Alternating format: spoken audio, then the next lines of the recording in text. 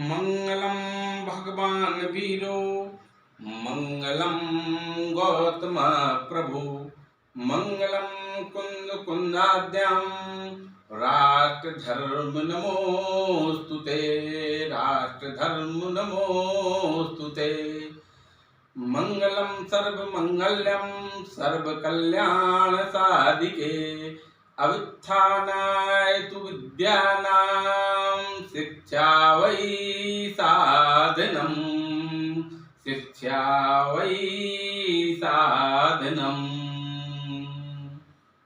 आदरणीय समस्त विद्या भारती के अधिकारीगण, समस्त प्राचार्य बंधुओं, आचार्य बंधुओं एवं प्रशिक्षण में सम्मिलित हुई समस्त दीदियां, देश में आज राष्ट्रीय शिक्षा नीति 24 वर्षों के शैक्षिक अनुभव के आधार पर तैयार कर लागू की गई है। इस राष्ट्रीय शिक्षा नीति में विद्या भारती एवं भारतीय संस्कारों से युक्त शिक्षण को हम किस प्रकार से दे सकते हैं, आज के इस कालखंड में हम जानेंगे। विद्या भारती पंचपदीय शिक्षण पर आधारित शिक्षण पद्धति है, जिसके प्रमुख अंग अदिति, बोध, अभ्यास, प्रयोग एवं प्रसार है। राष्ट्रीय शिक्षा नीति के अंतर्गत 6 प्रमुख टूल्स हमारे लिए दिए गए हैं।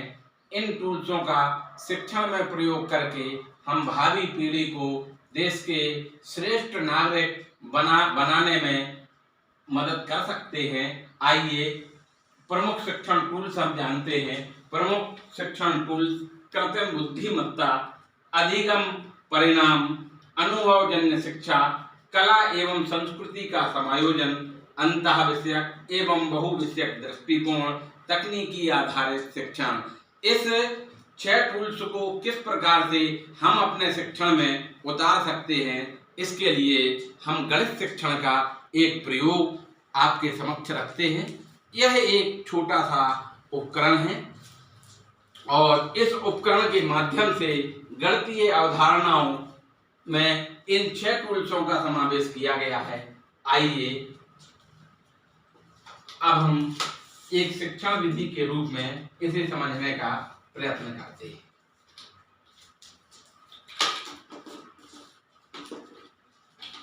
सबसे पहले हम कोण की अवधारणा पर विचार करते हैं। यह 2 भुजाएं। 2 भुजाएं जब किसी एक बिंदु पर आसन्न हो जाती हैं तो इस प्रकार निर्मित आकृति को कोण कहते हैं। कोण में कितनी भुजाएं होती हैं? एक भुजा, दूसरी भुजा। कोण की 2 भुजाएं होती हैं। जहां पर दोनों भुजाएं आसन्न होती हैं, आसन्न का अर्थ होता है जुड़ा हुआ होना, वहां उसी बिंदु पर कोण बनता है। इसे हम कोण भी कहते हैं और इसे ही हम कोण का शीर्ष भी कहते हैं। इस प्रकार अवधारणा स्पष्ट हुई। कोण में 2 आसन्न भुजाएं एवं एक शीर्ष होता है। अब हम कोण से आगे बढ़ते हैं और एक गतिविधि के माध्यम से अगली अवधारणा पर हम विचार करते हैं।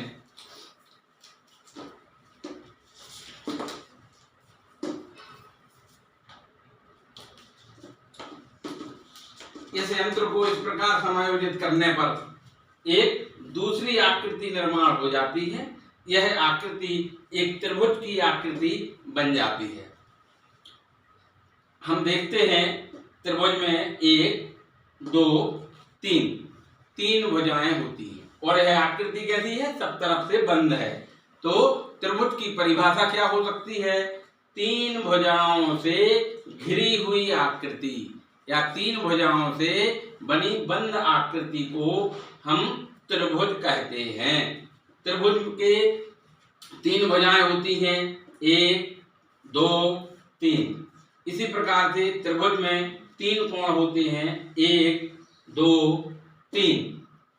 त्रिभुज में 3 शीर्ष होते हैं, 1, 2, 3। तो त्रिभुज में भुजाएं, कोण, शीर्ष सबकी एक विशेषता है कि सभी की संख्या 3 है।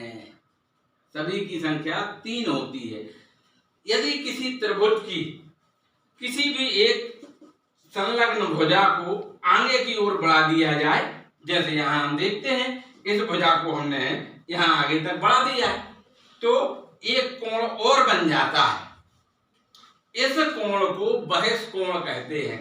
इस प्रकार से कोण दो प्रकार के, एक अंतःकोण, अंतःकोण जो किसी बंद आकृति के अंदर बनता है, एक बहिष्कोण जो किसी आकृति के बाहर बनता है, इसे हम बहिष्कोण कहते हैं।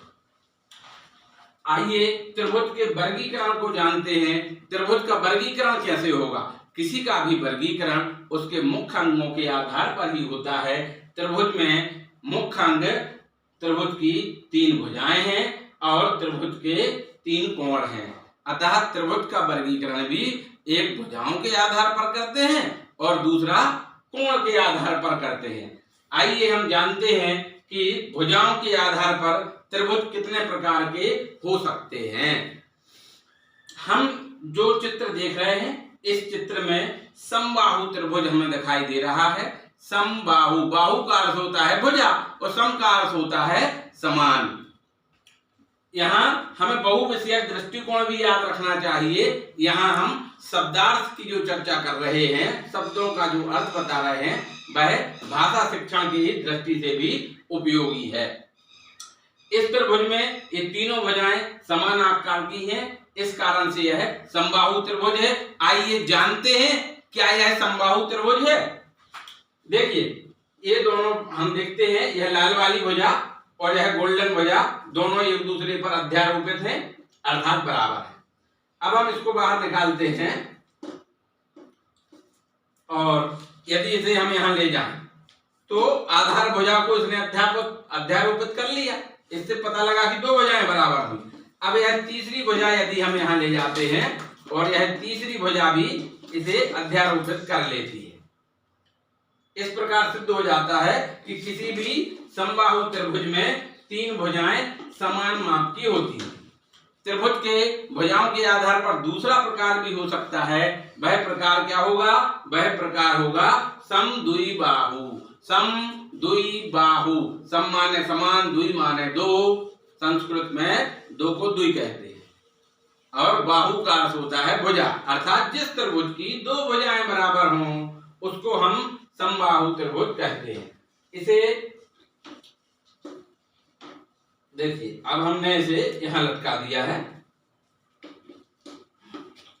और इस दृष्टि से में हम देखते हैं तब भी यह एक त्रिभुज है, परंतु इस त्रिभुज में आधार भुजा और एक आसन्न भुजा समान माप की हैं, दूसरी आसन्न भुजा छोटी हो गई, अतः यह समबाहु त्रिभुज बन गया। यह दूसरे प्रकार का त्रिभुज है। इसी प्रकार से तीसरे प्रकार का त्रिभुज होता है जिसे हम कहते हैं विषमबाहु त्रिभुज। विषमबाहु, विषम माने अलग अलग, जो समान ना हो वो विषम। जिस त्रिभुज की तीनों भुजाएं अलग अलग माप की हों उसे विषमबाहु त्रिभुज कहते हैं। आइए इसे सिद्ध करने के लिए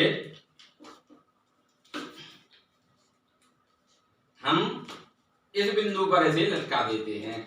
इस बिंदु पर लटका देने पर भी त्रिभुज की आकृति बनती है, परंतु हम देख सकते हैं यह भुजा और यह भुजा, तीनों भुजाएं अलग अलग माप की हैं। इस प्रकार यह एक विषमबाहु त्रिभुज का निर्माण हो गया। तो भुजाओं के आधार पर 3 प्रकार के त्रिभुज, समबाहु, समद्विबाहु और विषमबाहु। आइए अब हम कोणों की चर्चा करते हैं। कोणों के आधार पर जब त्रिभुज का वर्गीकरण करते हैं तो यहाँ बने हुए तीनों कोण न्यून कोण हैं, इसलिए यह एक न्यून कोण त्रिभुज है। जिस त्रिभुज के सभी कोण न्यून कोण हों उसे न्यून कोण त्रिभुज कहते हैं। दूसरे प्रकार का त्रिभुज समकोण त्रिभुज होता है। यदि इसे हम इस बिंदु पर इस प्रकार से लटका देते हैं तो बनने वाले कोणों में यह भुजा, ये दोनों भुजाएं परस्पर एक दूसरे पर लंब हो जाती हैं और इससे समकोण का निर्माण होता है। समकोण त्रिभुज में एक कोण समकोण होता है और 2 कोण न्यून कोण होते हैं। तो परिभाषा क्या होगी? वह त्रिभुज जिसमें एक कोण समकोण हो उसे समकोण त्रिभुज कहते हैं। हम विचार करें कि किसी समकोण त्रिभुज में क्या दो कोण समकोण हो सकते हैं? हम जानते हैं त्रिभुज के तीनों कोणों का योग 180 अंश होता है और समकोण का मान 90 अंश होता है। अगर दो कोण समकोण हो जाएंगे तो 90 दूनी 180, परिणाम स्वरूप तीसरा कोण 0 अंश का हो जाएगा, जो कि संभव नहीं है। इस प्रकार हम कह सकते हैं कि किसी भी त्रिभुज में केवल एक कोण ही समकोण हो सकता है। अब हम तीसरे प्रकार के त्रिभुज पर विचार करते हैं, तो इसको हम थोड़ा सा और नीचे की ओर जब सरका लेते हैं तो हम देखते हैं कि शेष दोनों भुजाएं बहुत छोटी हो गई हैं और एक भुजा पूरी लंबाई की है। हम जानते हैं बड़ी भुजा के सम्मुख कोण बड़ा होता है या बड़े कोण के सम्मुख भुजा बड़ी होती है। इस आधार पर हम कह सकते हैं कि यह एक अधिक कोण है। तो कोण के आधार पर भी त्रिभुज तीन प्रकार के होते हैं: न्यून कोण त्रिभुज, समकोण त्रिभुज एवं अधिक कोण त्रिभुज।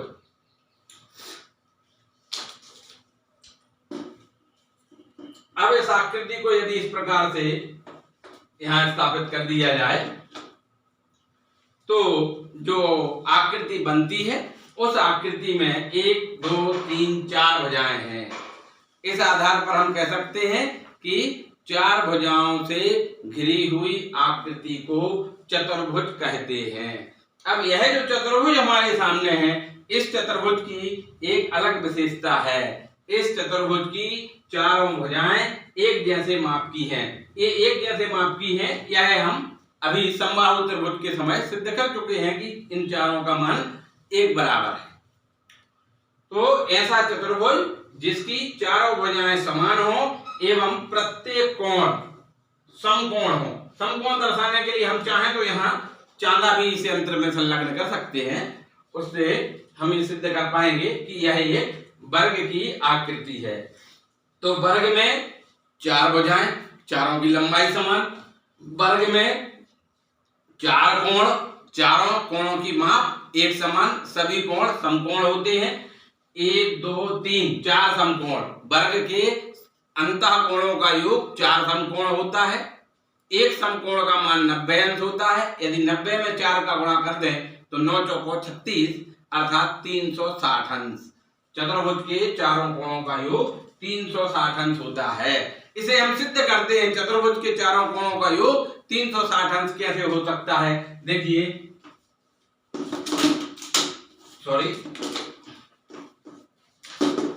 इसको यदि यहां पर संलग्न कर दिया जाए तो यह विकर्ण, यह जो नई भुजा है इसको विकर्ण कहते हैं।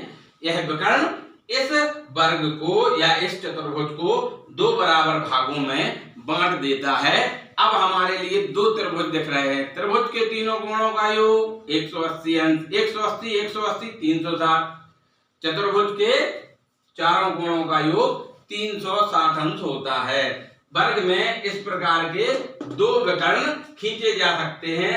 वर्ग के दोनों विकर्णों की लंबाई समान माप की होती है।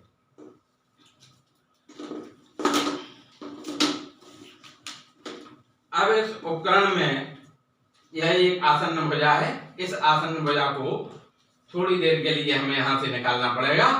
इसको निकालते हैं तो हमें एक नए प्रकार का चतुर्भुज दिखाई देता है। इसके पूर्व हम यह जान लें कि यह जो गिर के तिरछा हो जाता है, जब ये गिर के तिरछा हो जाता है, इस प्रकार की आकृति बन जाती है, तो यह भी एक चतुर्भुज है। सभी भुजाएं बराबर हैं, परंतु इसमें क्या अंतर आ गया? इसके 2 कोण अधिक कोण हो गए, 2 कोण न्यून कोण हो गए। दोनों सम्मुख कोण अधिक कोण है, 2 सम्मुख कोण न्यून कोण है। इस प्रकार की जो आकृति बनती है, इस प्रकार की आकृति को हम समचतुर्भुज कहते हैं। समचतुर्भुज में 4 भुजाएं होती हैं, चारों भुजाओं की माप समान होती है, परंतु समचतुर्भुज के सभी कोण समकोण नहीं होते। समचतुर्भुज के 2 कोण न्यून कोण होते हैं और कोई भी 2 कोण अधिक कोण होते हैं। हमेशा सम्मुख कोण बराबर होते हैं, इस बात को ध्यान में रखेंगे। अब देखिए, इसको निकाल के हमने थोड़ा सा नीचे लगा दिया है इसमें। अब जब इसमें यहां नीचे लगा देते हैं तब भी हम देखें तो फिर से एक चतुर्भुज बन जाता है। और यह जो चतुर्भुज है इसकी विशेषता है कि इसके दो सम्मुख भुजाएं समान माप की हैं और दो दूसरी सम्मुख भुजाएं अलग समान माप की हैं। अर्थात ऐसा चतुर्भुज जिसकी दो सम्मुख भुजाएं समान माप की हों, ऐसे चतुर्भुज को आयत कहते हैं। आयत में भी 4 कोण होते हैं और प्रत्येक कोण की माप 90 अंश होती है। अर्थात आयत का प्रत्येक कोण समकोण होता है। और कौन सी आकृति का कोण समकोण होता है? वर्ग का। तो वर्ग और आयत दोनों में है एक समानता हो गई। वर्ग और आयत में समानता क्या है? इनके चारों कोण समकोण होते। असमानता क्या है? आयत की चारों भुजाएं समान माप की होती हैं जबकि वर्ग की सम। जिस प्रकार से हमने वर्ग से आकृति बनाई थी, यदि इसको भी हम थोड़ा तिरछा कर दें, देखिए तो पुनः इसमें दो सम्मुख कोण अधिक कोण हो जाते हैं और दो सम्मुख कोण न्यून कोण हो जाते हैं। इस प्रकार की आकृति को समांतर चतुर्भुज कहते हैं। इसमें दो भुजाएं समांतर होती हैं। अब पुनः हम एक अगली अवधारणा पर विचार करते हैं। इसको हम इस प्रकार से लगा देते हैं। देखिए, इस तरीके से इसको लगाने पर हमने देखा कि क्या अंतर आ गया।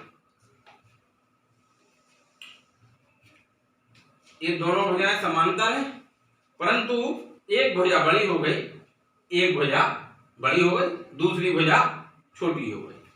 तो यह एक नए प्रकार का चतुर्भुज बन गया। इस नए प्रकार के चतुर्भुज को समलंब चतुर्भुज कहते हैं। समलंब चतुर्भुज की दो भुजाएं समांतर होती हैं। समांतर भुजाओं में एक भुजा बड़ी होती है और दूसरी भुजा छोटी होती है। इस प्रकार से हमने आज के इस वीडियो के अंतर्गत कोण, त्रिभुज, चतुर्भुज, चतुर्भुज के प्रकार, कोण के प्रकार, चतुर्भुज के विकर्ण, बहिष्कोण की संकल्पना, ऐसे बहुत सी ज्यामितीय आकृतियों का समावेश एक छोटे से उपकरण के माध्यम से किया गया है। यह एक बिल्कुल छोटा उपकरण है। सरलता से इस उपकरण को कोई भी बना सकता है। इसमें केवल 6 लकड़ियों का उपयोग हुआ है और कुछ नट बोल्ट का। अति सुंदर कबाड़ से जुगाड़ प्रयोगशाला।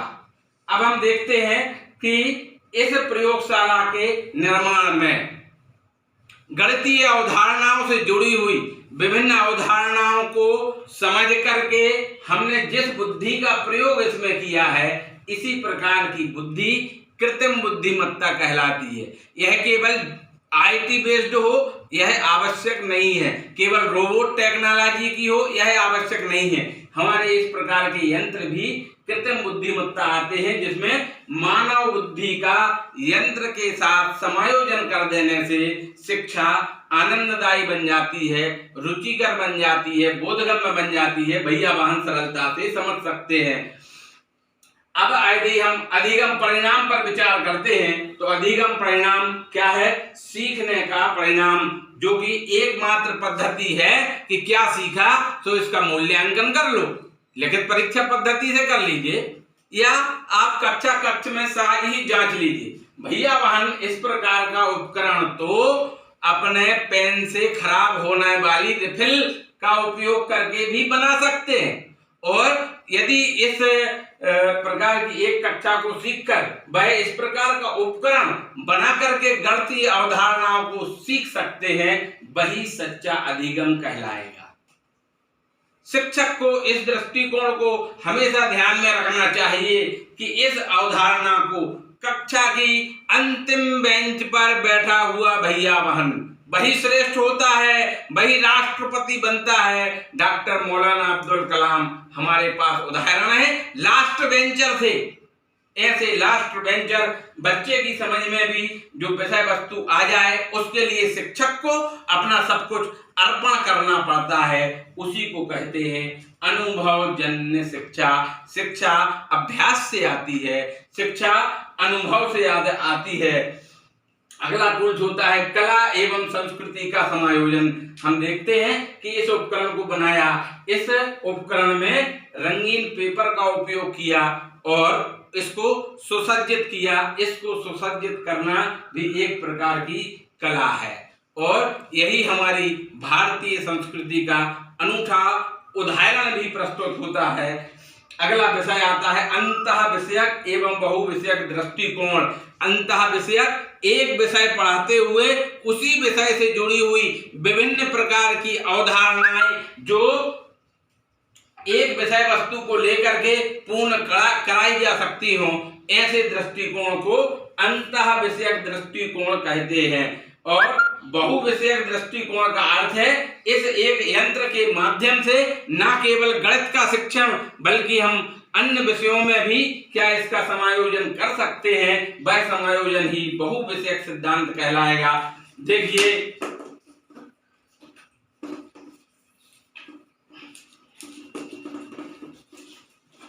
एक आकृति फिर से बन गई, कहने को ये अब भी त्रिभुज है। यदि इसे थोड़ा सा हम पुनः इसको समायोजित करते हैं,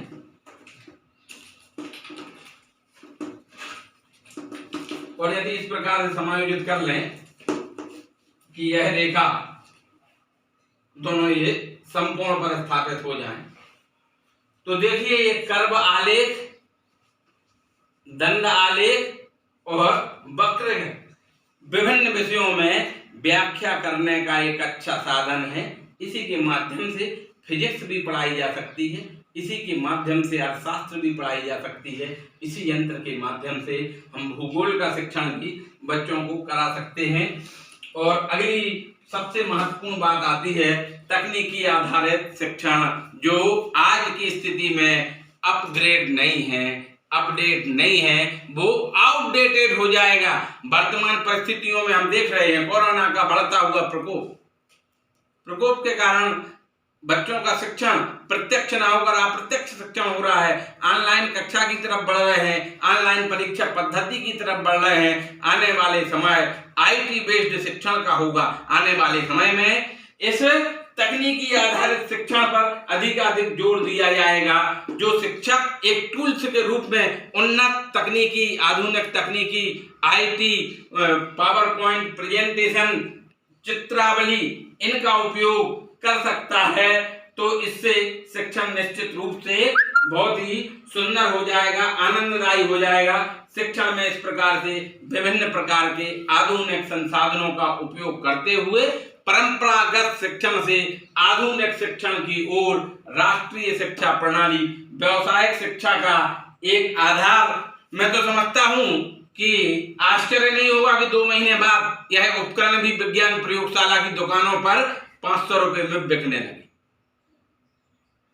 अर्थात शिक्षा का व्यवसायीकरण इस पद्धति से भी किया जा सकता है। विभिन्न प्रकार के शिक्षण टूल्स का निर्माण करना केवल शिक्षक की ड्यूटी भी नहीं है, बल्कि एक कार्यशाला के माध्यम से बच्चों को भी ऐसे नए नए उपकरण बनाने की सीख हमारे लिए देनी होगी। मैं समझता हूं तभी हम राष्ट्रीय शिक्षा के उद्देश्यों को पूर्ण कर पाएंगे। आज की वीडियो में इतना ही। सबने मेरे लिए समय देकर के सुना, इसके लिए आप सभी को धन्यवाद। और मैं विद्या भारती सागर विभाग का भी आभार प्रकट करता हूं, जिन्होंने मुझे यह वीडियो प्रस्तुत करने का अवसर प्रदान किया। सभी को नमस्कार, धन्यवाद।